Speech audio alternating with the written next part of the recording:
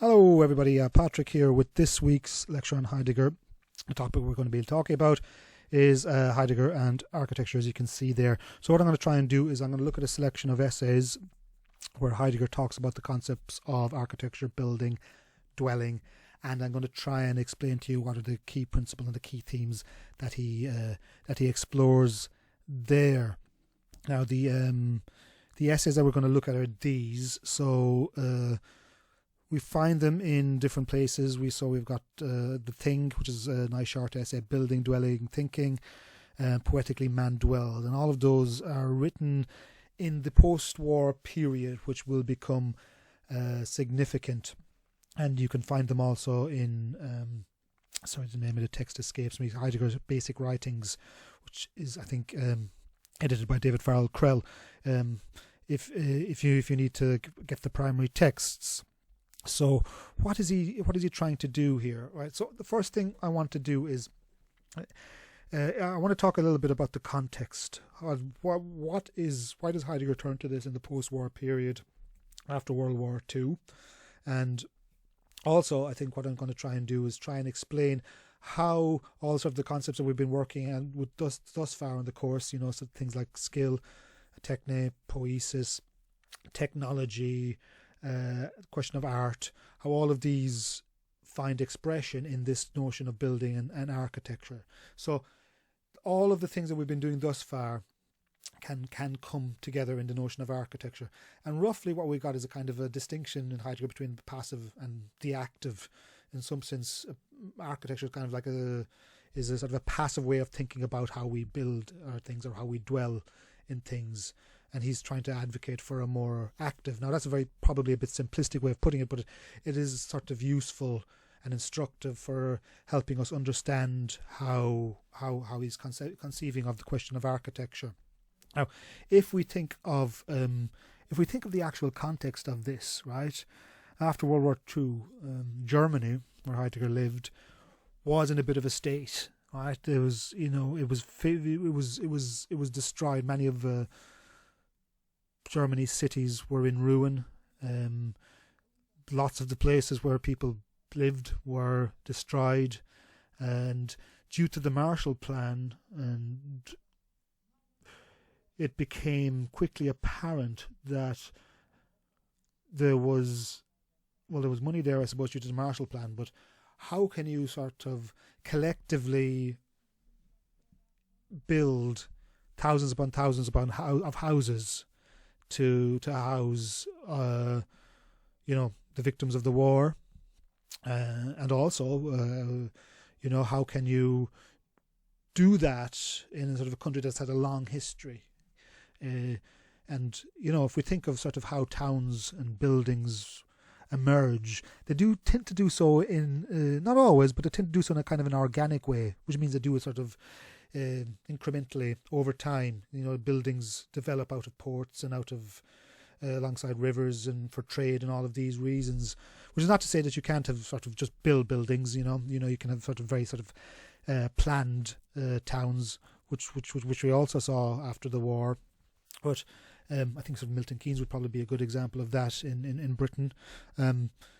But I think the thing we need to understand is that there was huge destruction, and there was huge cultural displacement, there was huge social displacement, and there was huge migration, or there was immigration, and then indeed there was internal migration within Germany. So you needed really, really big, large-scale solutions, and that is a huge question for a country to have to face. How are we going to build 2 million houses? Right? What do you do?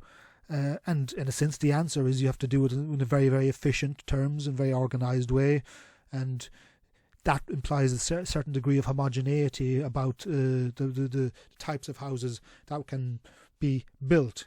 And I suppose Heidegger, as ever, he's concerned about this radical expansion, this technological expansion, this in the house building in an industrial scale, right?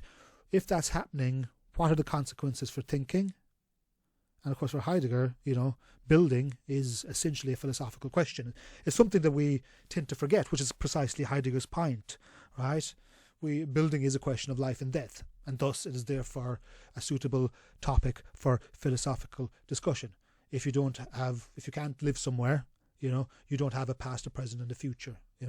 They who are homeless, they who are without abode, are in some sense reduced to the present day, reduced to the immediate, to the natural pursuit of survival. Okay, and Heidegger is saying, okay, that's fine. Okay, well, he's not saying it's fine, but what he's saying is that though the large scale housing projects that took place in World War II, I suppose because they are so modern, because they're so networked, because they're so homogeneous, they tend to forget philosophical questions. Okay, now here we go. Now, the first essay I want to talk to you about is the essay The Thing, and I've talked to you a little bit about this before, and you might be asking, why do we need to talk about the thing? And this is the one where he talks about the jug, right? And it's useful, this essay, for talking about architecture, because in that essay, the essay The Thing, Heidegger is saying in some way that our relationship with the objects is disconnected from a sense of the world. In some sense of the world, as I say there, is receding, right? The jug is the jug in the essay The Thing is not just material, right? Heidegger talks about this notion of nearness, and what he means by that is the nearness of the world to the implement and the tool, right? And Heidegger's concern is that our relationship with things is, in one sense, objects are starting to determine what we are, and in another sense, we understand things in a disconnected way. You've seen elements of this with the ready to hand and the tool analysis. But what he's saying is that the way we understand objects is atomized, in the full sense of the word atom, as something separate and impenetrable, as something that is has no connection to surrounding environs. And what Heidegger is effectively saying is that, if we think of the jug in that essay, if we think of a house or an abode in a similar way, we can see that dwelling is becoming segmented. And it's in that Radiohead song, rows of houses all bearing down on me, right? And that's the sentiment, or what Heidegger is trying to articulate, that buildings and homes are becoming more and more isolated. Although they look homogeneous, if you think of a sort of a modern housing estate, the houses look like they're the same, they look similar, they look like everyone has a sense of community, but in a sense they actually don't, because what they're doing is they're atomizing people, they're keeping people separate, they're keeping people in some sense indoors without being connected to their broader community, to the broader world. Okay, so building has contributed for Heidegger to sort of nihilistic tendencies, and that is sort of alienation and disconnection in the places where we live. And I suppose if we just wanted to contrast that to say a modern version of the jug, we think of the kettle there, the sort of the contemporary kettle that we all have in our kitchens to make coffee and tea and all the rest of it. Mass produced, homogeneous, no real difference between different types. I mean, I presume some of them are more cheaper and some of them are more functional, but that's the precise point, that they're categorized according to their instrumental value, right? And in a sense, for Heidegger, those things are disposable, replaceable, right? And they're part of that kind of standing reserve that he's talked about when he's talking about technology, right? And if you think about it, there's no reason why we can't think of buildings in the same way, Whereas for Heidegger, a thing is embedded in a world. The modern consumable object is not really. I mean, you get a kettle breaks, you get a new one, right? Same with a house, right? Although houses are a bit more challenging to make, although that is changing. You can make houses very fast at the moment, but I suppose you get a kettle. Where is it made? It's not made in connection to your world. I don't know where kettles are made, to be honest with you. I presume my kettle is made quite possibly in China, right? And in some sense, you get the kettle, make a cup of tea, it breaks down, you get another one, right? Mass-produced objects, and the materials, right, which go into the production or the constitution of that object are in no way connected to the immediate environs. And we could say the same about the houses that we live in, I guess. The materials that produce the houses quite often are sort of sourced locally, as they say, but they're also a lot of the materials which go into them are sourced elsewhere. And I think that's what he's trying to do. That talks again about the distinction between the active and the passive. Right? That's all he's saying, is that we think of houses and places we live and the architecture of our lives, the design of our lives even, we think of it as universal, homogeneous. We think of it as being easily replicated. Right? And if we do that, there's a cost to that, I suppose, for Heidegger. Now, he's not saying don't live somewhere. We have to live places. We're not mad, right? But he's saying that what is the cost of that? And the cost of that is that we whether it's the case of a jug or a modern house, is that we lose our sense of dwellings as embedded in worlds, and we lose the sense of the practices and the communal sphere, the ways of life and the hopes and the aspirations of our society because of that. So that's why that essay, The Thing, is important. Now, the next thing I want to talk about, I want to talk a bit more about what he has to say. Now, this might seem like an obvious distinction. So in these essays, Heidegger has this distinction between building and dwelling, right? Building and dwelling. So I'll just read this quote to you here. So some building, dwelling thinking. We attain to dwelling, so it seems, only by means of building. The latter building has the former, dwelling, as its goal. Still, not every building is a dwelling. Bridges and hangars, stadiums and power stations are buildings, but not dwellings. Railway stations and highways, dams and market halls are built, but they are not dwelling places. So in Heidegger, there is this distinction between building, as in, I guess, the material objects, and also dwelling, as in having a home, as having an abode or a community or a sense of neighbourhood. All right? So, it kind of goes back to what we were talking about with the four causes, this as well, when we were talking about the question of art for Heidegger. We do need material. We do need stuff. You do need sort of concrete blocks to make a house, or wood, or whatever substance you're using. But it is more than just that. It is more than just the material object. And I think that's what Heidegger is worried about when we think of architecture in the modern world. We think of architecture as just design, right? Not design with the purpose of creating communal spaces or creating a sense of being or creating a sense of world, right? Or a sense of dwelling, So it's fine to have buildings, fine to have stadiums, bridges and hangars and all those very, very functional and useful spaces, but they don't necessarily teach us how to live or how to dwell. Now, I think I wanted to show you sort of two different types of building. Now, that building there that you have in front of you is that's a Newgrange, which is kind of an archaeological site in the Republic of Ireland. And the reason I wanted to draw your attention to that is not necessarily because you need to know about Newgrange or the archaeology or anything, but it is more about how we can understand that notion. If we need to understand the lived context of that building, that dwelling, that space, if we need to understand it, right? We need to understand that architecture. We need to do more than just understand its the materiality of it, right? So if you're talking to, like, say, I don't know, an archaeologist will say you can, have a scientific analysis of that. You can do soil samples and look into soil erosion, and you can do carbon dating and all of these scientific things, which is absolutely necessary and essential for understanding the material context of a particular building. But in addition to that, you need to know how people lived alongside it, how people dwelled with it, right? And that's what Heidegger is talking about, right? In some sense, that kind of archaeology, that sense of place, that sense of history, that sense of ethos, the habit of dwelling, if you like, all of those things are necessary for understanding how to live, well, and we've forgotten that. I think we've forgotten that. Now, I don't think Heidegger was necessarily saying go live in Newgrange.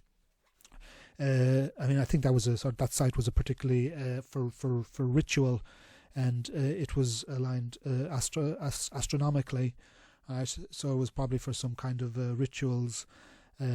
But the point being that any building, right, in terms of how we understand it, it's necessary to try and understand how the building determines the life which occurred in it, right? In some sense, the physical organisation of a space determines how we live, how we think, how we feel, how we hope, okay? And that's something that Heidegger thinks we've lost. We've lost thinking about dwelling and building in a philosophical sense, right? How often do we actually, think about how the shape of the buildings that we reside in determine how we think? And it's quite a simple point, ultimately, like all of Heidegger. There's always a very, very simple point at the core of it. And that's what it is in this instance, is that buildings, to understand architecture, to understand how we organise design, to understand how we organise space, requires us to think more than just the material construction of place or of design or of the buildings themselves. Now, this building, so if you contrast that to this building, have I got that spelt right? I think I do. This is, I think, probably the enemy here. I'm not sure if Heidegger talks about this explicitly, but I think it's in the background. The famous architect in the 20th century was Le Corbusier. He was a modernist, I suppose, architect. And Le Corbusier had a very functional understanding of how we understand design and the design of buildings. So buildings were what as he said himself, I think it was something to the effect he said, buildings are machines for living in, right? So it's a very technological understanding of what a building is. So Le Corbusier was very, very utopian in his approach.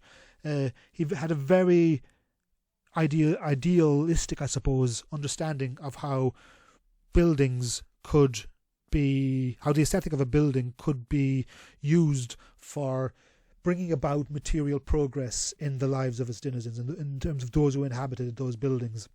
So if you look at that building there, you can get a sort of sense of what Le Corbusier was driving at. Buildings should be, very well, they should be sort of egalitarian, they should be homogeneous, they should be well, maybe not distinct. I suppose what I'm looking for is they should be very utilitarian. They should be useful, and the way the building should be serviced. Le Corbusier often thought about, having service tunnels underneath, where sort of, refuse was taken away and where plumbing and electricity was done, and all of this was with the view to bringing about material progress in the lives of the people who these buildings were built for. Now, of course, that all depends on political questions. High-rise flats have a stigma attached to them in the UK, United Kingdom certainly, and in Ireland also, where I grew up. People from high-rise flats were seen to be sort of low income, and not and those buildings were not serviced, right? I guess that's the political question that I'm sort of referring to there. That a lot of the high-rise buildings that we built in the 50s and 60s to house, sort of people in council flats and the like, they are very much, I suppose, they were underserviced, and if things are underserviced, that means, refuse doesn't start getting collected.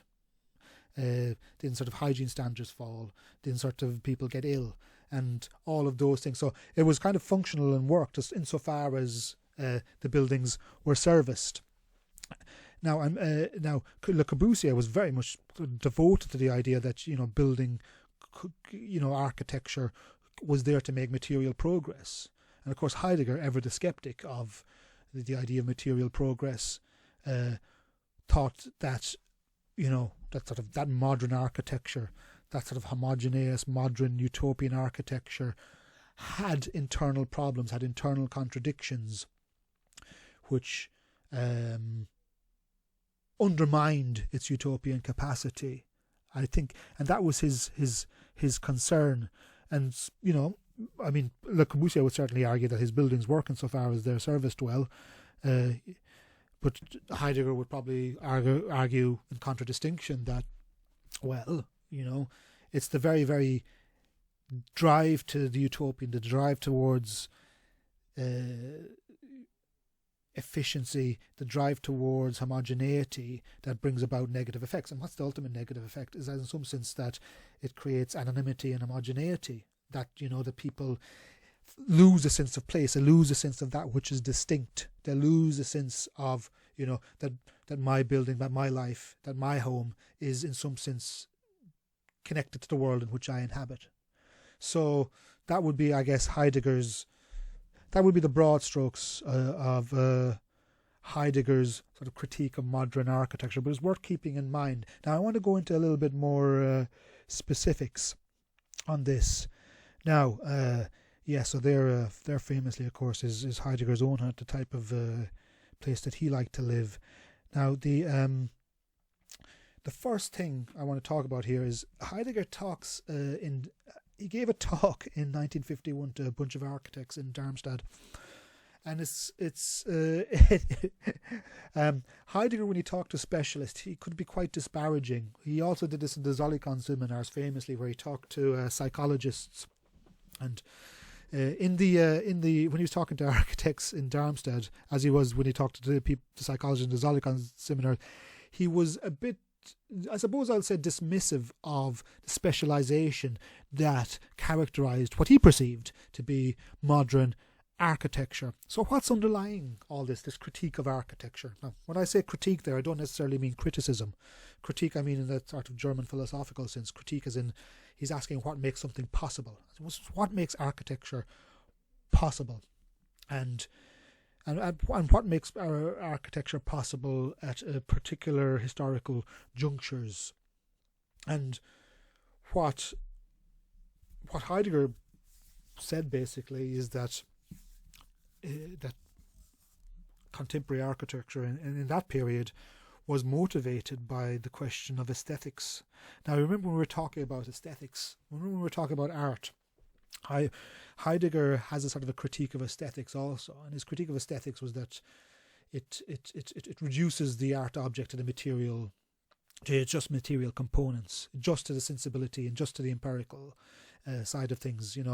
The art object was defined by how it affected the senses, and in a sense Heidegger was thinking that modern architecture was in a way guilty of this phenomenon as well. That in some sense buildings were dictated to by how they catered for the senses, right? Why is that? Why is that interesting? Why is that interesting in terms of how we understand building? Because buildings are just there to be designed for, in the modern model, for delight to the senses, right? And that which delights the senses is something very transient, right? Very, very passing and ephemeral. And thus Heidegger thought that sort of modern architecture was guilty of being, subsumed by a desire for fads. And what is a fad? Only that which is passing and transient, right? And architects were forgetting the real question. They were becoming excessively functional and instrumental, but they were forgetting to ask the question: how do we live? How do we inhabit? How is the world involved in the buildings which we use? Okay, now it's fine to use buildings, but are they connected to the world around them?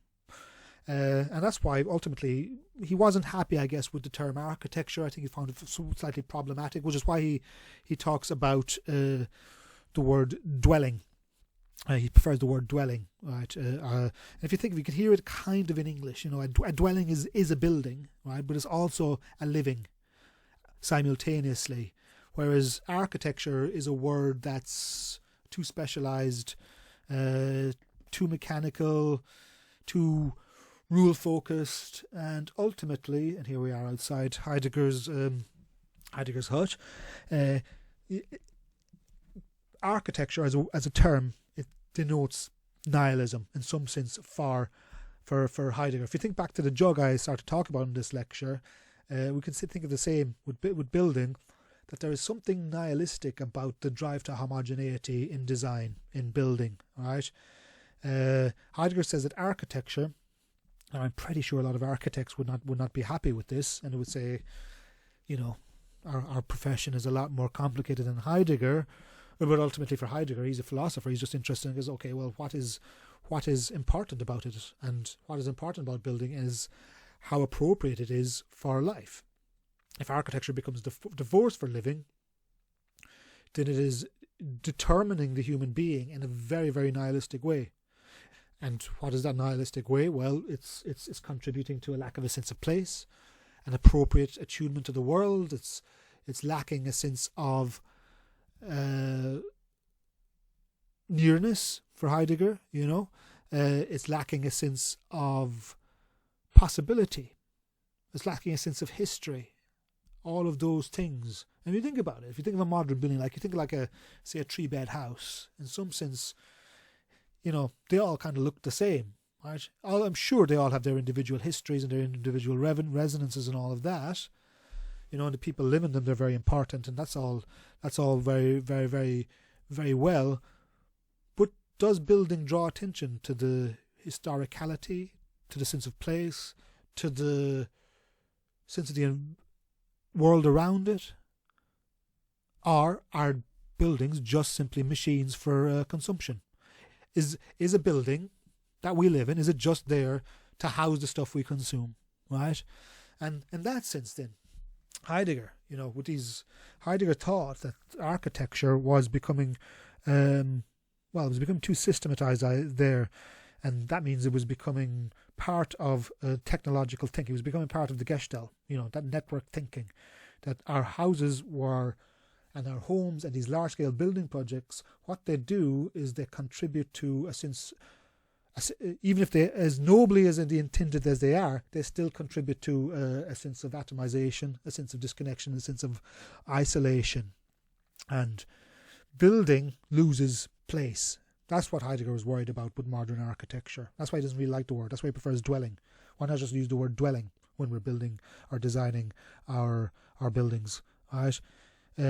So building and large-scale building projects are flat, uniform, interchangeable, and therefore architecture becomes placeless. It loses a sense of place, a sense of the world in which you are involved in, a sense of the world in which you inhabit, a sense of your being in the world. Right? And our modern buildings, for Heidegger, that's his concern, are contributing to this. Now, there's also another aspect of this that I would like to draw your attention to, and again it goes back to the four causes. There is an anti-materialist vein in Heidegger always, and by that I mean he's anti-reductionist, or he doesn't think that material explanations are the only explanations. You know, he's quite Aristotelian in that. He just thinks that, he's not saying that there is no sense of matter. You know, he's not saying that there's no materials. You know, he's not saying like you can build a house out of nothing. You know, you need materials. I don't know, you need concrete blocks, you need mortar, you need Waven pipes for Waven pipes, sort of electrical conduit. You need sort of pipes for the plumbing. You need all of that material. You need all of that stuff, right? And a dwelling, you know, is a building which is made up of that stuff, but it's also all of the other things. It's also the purpose. It's also a sense of place. It's also a sense of possibility. All of those have to be talked about when we're talking about this. Now, we know this. I think a really good example of this is if you've ever like been away from your house, say you've lived in a place for a while, say you've lived in a place, I don't know, like say you lived somewhere for 6 months, and then you went on holiday for 3 weeks. Say you went on your summer holidays and you went traveling, backpacking or whatever, and then you come back and the place hasn't been lived in, right? That's kind of what Heidegger's talking about. The empty house is not a dwelling, right? The empty house, you get that sense. You must have got that when you've come back from, even if you've been away for a weekend or something, and you come back, the house, there's a sense of felt emptiness when you return to your house. And everybody, that's probably a common experience that everyone's experienced in some way, shape or form in their lives. Now, what's happening there is that the house is receding into the earth. It's starting to recede back to nature, right? I mean, if you think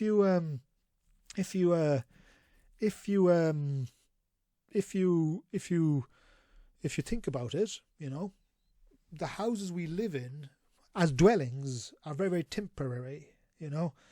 They're only dwellings insofar as there's activities and practices existing alongside them. If a house is abandoned, say you didn't come back after your 3 months and you just left it there, the house would eventually return to nature. Might take a long time, but nature will eventually take back over. And that's the first sense that we get when we return to an empty house. It's that process beginning to start. If we leave it 5 years, I don't know, there's birds are gonna, trees are going, windows are gonna get broken. Earth is gonna come into the downpipes. Plants are going to start going. That's going to start undermining the building, and slowly the process recedes back into the material world. So that, for Heidegger, that sense of sort of destruction, which is present in all objects ultimately, is combated when we try to sustain a living space around it, right? And if you think about it, the houses we live in are only ever really temporary. You might live in a place for 80 years. I mean, you're going to die eventually. You might pass it on to your daughter or your son or your favorite cousin or whatever. But there's always that sense that the houses we live in are only temporary. They're not permanent. Ultimately, we're only kind of borrowing them in some sense. No matter where we live, no matter how rich we are, no matter how poor we are, right? And in some way, that's what our civilization is constructed around. It's constructed around building dwellings to help us combat that, to temporarily offer us respite from that sort of the disintegration that nature will wreak upon us. Okay, and there's you can do that alongside nature, or you can try and do it in a sort of a more forceful, dominant, technological way, according to Heidegger. Right, so a building is not just matter or stuff; it's also the activities and practices that exist alongside it. That's why I say there, for Heidegger, modern buildings, as he says, are well planned, easy to keep, and attractively cheap. Right, but what's happening is it's the productive side of things that are emphasized. It's the idea that we are at the loss of production. In terms of emphasizing mass production, we lose some other things like a sense of place and a sense of living and a sense of inhabitation. And what Heidegger is trying to do, the kind of the horse is bolted on this one as well. We must remember houses are built. There are huge, massive estates. The houses are very, very similar, right? And they do provide a place to live in our sort of contemporary capitalist economies, right? But Heidegger is just asking us to think, asking us to go, how does that affect our thinking? And what can we do to think otherwise? Okay? That's roughly his approach to that, and that's what he means. He's just, with building, with architecture, with modern architecture, what we've done is we've excessively focused on material and production rather than activity, practices, and the world in which they are involved in. Now, the next thing I want to talk about, right, and this is useful, right, in terms of understanding what Heidegger has to talk about architecture. But the trouble with it is it's a very abstract notion, and hopefully I'll do my best to try and explain it. To be frank, it's something that I'm not entirely clear on myself. It's what's Heidegger's concept of the fourfold, or what's known as a primal oneness, and it is useful for understanding the notion of architecture and our dwelling, or how we live in the world. So the primal oneness is how Heidegger, it's another way Heidegger understands the question of being. And he says the primal oneness is the gathering of the fourfold, of the earth, sky, divinities, and what he calls mortals. So the way that I think about this is that we need to kind of understand Plato, actually, to try and understand what Heidegger is talking about. Now, Plato in the Symposium, which is a great philosophical work. I can talk to you about it in the seminars, but in the Symposium, Plato sees the human being between the heavens and the earth.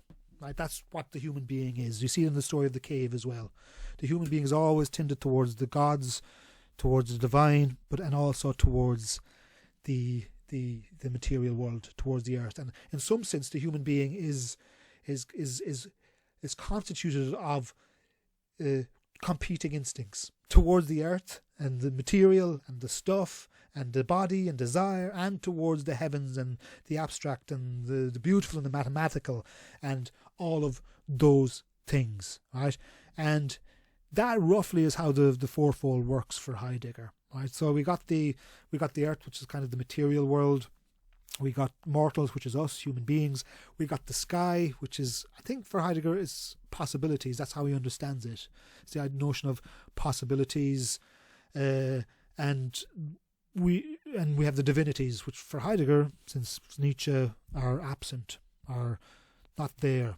There's just a sense of an absence there. And for Heidegger, what the fourfold is the gathering of all of these. And these are the things that we need to be mindful of, I suppose, when we're trying to think of how our buildings or our dwellings are constituted, right? We see this. We see a lot of this when he was talking about the dam on the Rhine, when we were talking about technology as well, and in a sense, what the fourfold is kind of a sort of a respectful distancing, a respectful appropriation, a respectful coalescence of these different dimensions of human experience, right? The earth, sky, divinities, and mortals, and in some sense, our designs. So like we take the example of the bridge there. They are certainly physical. They're certainly material for sure, but they are valuable insofar as they bring in consideration of all the other dimensions of the fourfold, of the primal oneness. Okay, now just to try and make that a little bit more specific, we think of the dwelling. If we take that bridge there that I was just talking about, in some sense, a bridge is a piece of design. It's a piece of architecture, if you like, right? But what sense does it relate to the question of living, of dwelling? As we normally, when we live under the bridge, it's usually a short term for being homeless or being without abode. And I think for Heidegger, the bridge, insofar as it contributes to dwelling, is that it's not just a link, something that links us, or that helps us cross over a river. It's that as well. It helps us engage with the material world, but it's also a bridge between the past and the future. Right? He says the bridge gathers with ease and power.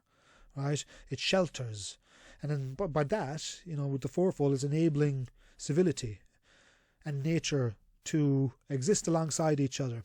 So in that sense, then, the more constructive notion of dwelling for Heidegger is that if we need to think about dwelling, we need to think about it as something that's enabling, as something productive and constructive, not necessarily productive in the material sense of the word, in the technical sense of the word, but productive in the sense that it makes possibilities available to us. And this is indeed something we should think about with all dwelling. And building as dwelling requires, as I said there, thinking.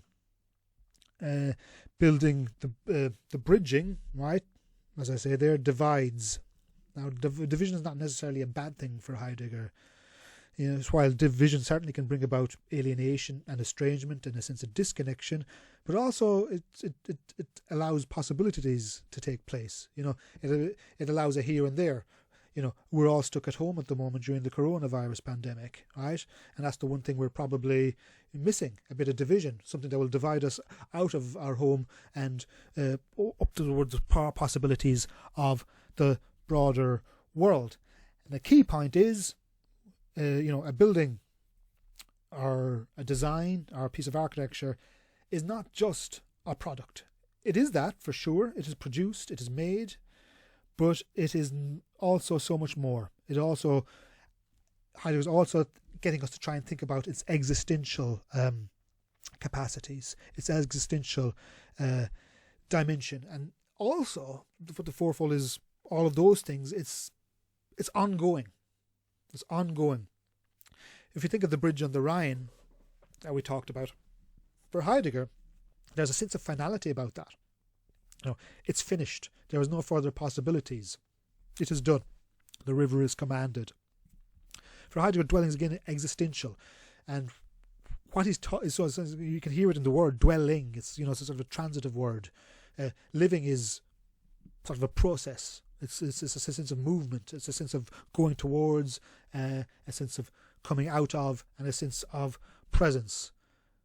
And for Heidegger, the modern or technocratic architecture, what it does is it loses that. It loses that sense. It loses that sense of process, I suppose. Not entirely sure process is the right word for Heidegger, but it does help evoke that transitive sense of what a building actually is, or how a building or a dwelling rather, is or ought to be about or evocative of life, of living. Now, where do we go next? Okay, so in summary, these are what I want. Well, in summary, then Heidegger makes a distinction between building and dwelling, and in some sense, he's arguing that we have forgotten how to dwell or how to live, and this is found in the site of architecture. It's found in the very buildings and the design that we use to organise the world around us. Now, in terms of coming to the seminar the next day, these are some of the questions I want us to think about. Is there something mystical about Heidegger? Is there something, is there a sense of nostalgia in Heidegger? Is there a conservative impulse? Where do those people go to live? Who if you can't build, homogeneous housing estates or, homogeneous high rises, is Heidegger too hard on science and technology, right? You can't really have houses without science, engineering and technology, right? So the question I'm going to want you to think about before you come the next day is to try and ask yourself if, we overemphasize design, engineering and science when it comes to our living spaces, right? In some sense, we kind of do, in a way. We kind of just left that up to the builders and the construction workers and the engineers and the architects, and then we go to the bank and other specialists, so we get a mortgage, and then we kind of live there. But we've kind of forgotten, for Heidegger at least, that's the argument. By doing that, we've forgotten how our building also has to have a sense of place, has to have a sense of community, has to have a sense of dwelling. And as I say there at the bottom, for Heidegger, buildings should exist alongside human beings, humans' presence, where we are, where we've come from, where we're going. And building should be built for sure, dwellings should be built for sure, but they also need to reflect a particular world, particular needs and particular possibilities. Those of you who've grew up in suburbs will be interested in thinking about this, I think. Well, indeed, everyone will be interested in thinking about this, because the peculiarity of where you were brought up or how you dwelled or the buildings in which you lived in determines how you think. And that's what I guess that's the real thing that Heidegger thinks we've forgotten. We need to think about architecture, dwelling and buildings and how they inform our thinking, and whether they do so sort of negatively or positively, or do so in a constructive manner. Now, before we come the next day, I got a couple of more things for us to look at. All right, I want us to try and think. This is what we're going to be talking about the next day. I'm going to try and think about the future of dwelling. All right, so what might future abodes look like? All right, so we have the first one here, which is I'm not sure. It's like a caravan, I guess. It's part of that very, very that current fad for very, very tiny houses, very, very tiny living. I think you can see documentaries on this on Netflix and things like that. I think the idea is that sort of space is becoming a premium as the population grows. People are having to find out new ways of dwelling, and something like that I think would be the idea. Would basically be for reducing the objects in our life, reducing the things we consume, and trying to live alongside the bare essentials. Sorry, not such a great picture here now when it's up large, but I think you get the idea here. This would be the question I want you to think about with this one is the inner and the outer. The inner and the outer. What's happening here with this? In some sense, this design is geared towards breaking down the boundary between inside and outside. Breaking down the boundary between inside and outside in the houses we live in. We do try to think of that. I think that the outside world and the inside world, or inside the home and outside the home, are two separate things, and they're not really. They're not really. You have water in the house. There's an exchange. There's sort of permeation and all of those things. Now, is this something you might like to live in? That looks pretty swish, actually, doesn't it? That type of a design. I think the idea again would be existing alongside nature. There would be an eco drive to that. That in some sense it would be more attuned or appropriate to the environment in which it is constructed. Or is this the future of building? Is this the future of design? Okay, so we're going to have a look at some of those. I'm going to bring along some quotes. And there is there's a picture of, I'm not sure what that's doing there, guys, actually. Yeah, I guess that's an empty room.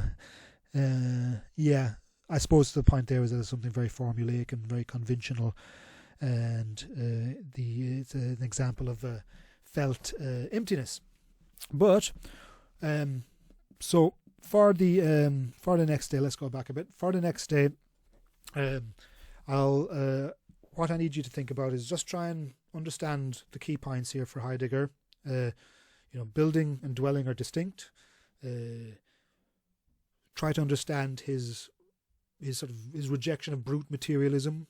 Right. Try to understand his critique of architecture and how that sort of links to the question of aesthetics, and try to do your best with the idea of the fourfold. We can try and understand it again when we get to the seminar, and try to, I guess, the main thing is try and understand how the spaces you live in determine how you think. That's what I'm asking. Think about the spaces you use in university. Think about your room, how you organize the space in your room. How does that construct your thinking, or how does it determine your thinking? And also, does it do particular types of construction, particular types of design, do they inform your thinking negatively or positively? They're the questions I want you to have a think about it before we have our seminar the next day. Okay, thank you everybody. I will be in touch.